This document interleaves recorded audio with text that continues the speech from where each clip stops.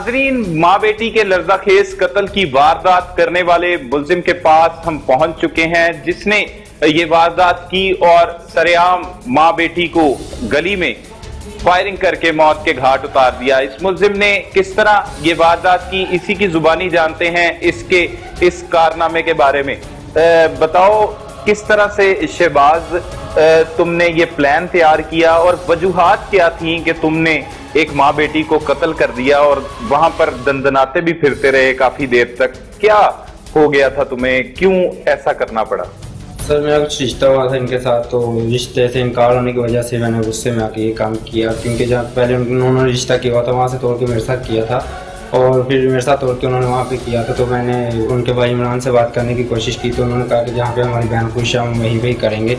तो बस इसी गुस्से में आके मैंने बहुत गलत काम किया, बहुत ज़्यादती की उनके साथ। मैं अपने किए पे बहुत शर्मिंदा हूँ, मैंने बहुत जुल्म किया उनके साथ। मैंने जो कुछ भी किया बहुत गलत किया। मैं अल्लाह ताला से दुआ करता हूँ कि अल्लाह ताला जो मैंने किया वो किसी दुश्मन के जहन में भी ना ऐसा कुछ ख्याल ना आए। मैंने जो भी किया मैंने बहुत गलत किया, मुझे अपने किए पे बहुत पछतावा है, बहुत शर्मिंदा मैंने अपने किए पे। नहीं, वो वारदात करने से पहले क्या बात हुई थी तुम्हारी? क्यों कत्ल की वारदात की? क्या पहले धमकी लगाई उन्हें फोन पे कि मैं कत्ल कर दूंगा? नहीं, ऐसी कोई बात नहीं थी।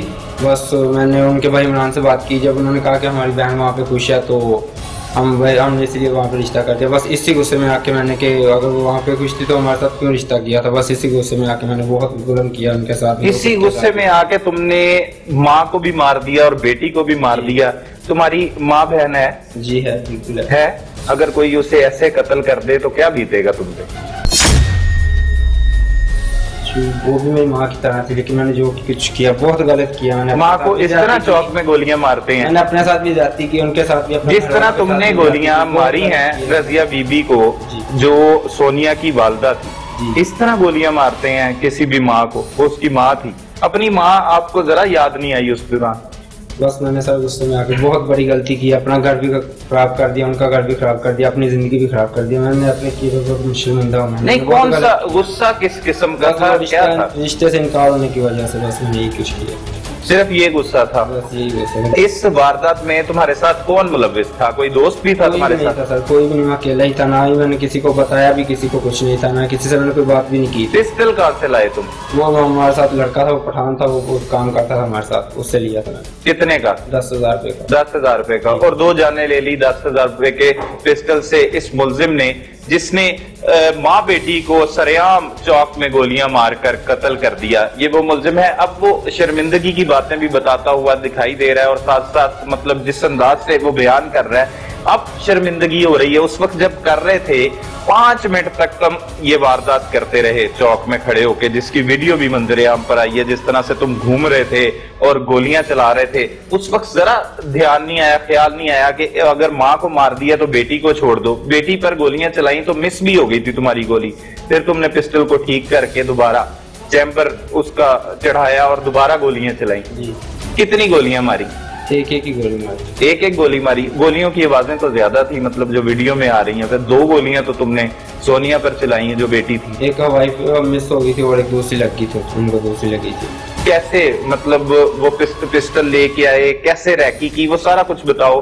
कितने बजे तुम वारदात के दिन पहुंच गए थे वहां पे? तकरीबन उनके 7:30 पौने 8 बजे के करीब। और मारने किसे आए थे? टारगेट क्या था तुम्हारा? असल में दोनों माँ बेटी थी कि एक टारगेट था?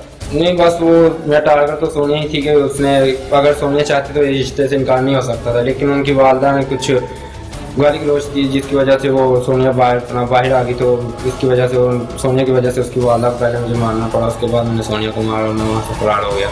मैंने जब ये काम कर लिया तो 2-3 दिन तक मैं ये सोचता कि मैंने 2 घर बर्बाद कर दिए हैं, खराब कर दिए हैं, तो अपनी ज़िंदगी भी खराब कर दी है। अब इसका अंजाम क्या होगा ये मुझे कुछ नहीं पता था। लेकिन बस अब इतना ही कहना चाहूँगा कि जो मैंने किया वो बहुत गलत किया। मैंने मुझे खुद के किए भी बहुत शर्मिंदा। क्या सजा होनी चाहिए तुम्हारी? सजा तो ये है कि सरेआम फांसी होनी चाहिए, इससे बढ़कर कोई क्या सजा हो सकती है। अच्छा, ये बात कुछ मुल्जिम की बेहतर लगी है कि इसकी जानिब से खुद इसे ये कहा जा रहा है कि इसे सरेआम फांसी होनी चाहिए। तो ये मुतालबा इसका बिल्कुल दुरुस्त है। ऐसे लोगों को सरेआम फांसी होगी तो ऐसे वाकयात में जो है वो कमी आ सकेगी, नहीं तो ये बढ़ते चले जाएंगे।